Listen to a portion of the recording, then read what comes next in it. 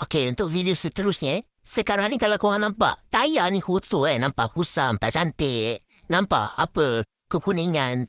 Nampak teruklah kotor lah. So, apa produk seterusnya aku nak guna ni untuk korang hari ni, ialah Tire Foam Shine. Cara dia guna dia senang saja. Korang first shake dulu, dekat sini. Lepas tu, korang make sure jangan dekat sangat lah dengan part tayar ni. So korang spray je terus. Spray je. Okay. So, apa kita kena buat sekarang ni? Kita tunggu kejap dalam masa 5 minit ke 15 minit. So, korang tunggu kejap. Tunggu dia reda kejap. Tunggu dia reda kejap. Tunggu dia bagi dia foam dia jatuh dulu.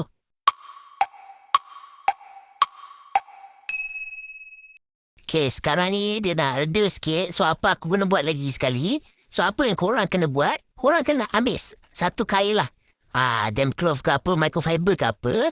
Korang boleh ambil ni sikit. Spray dekat bahagian kain ni. Spray kat sini. Lepas tu, korang lap je terus dekat permukaan dia balik. Korang lap je. Korang lap je. Korang ambil kain korang ni. Korang lap je.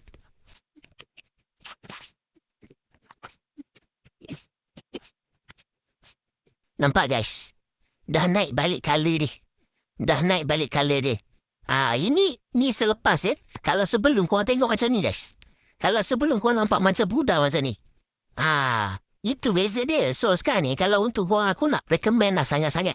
Kalau korang nak kerja senang. Korang nak pakai terus. Boleh ambil Tire Foam Shine. Settle masalah. Beli terus hari ni. Dalam beg kuning pun boleh. Alright guys.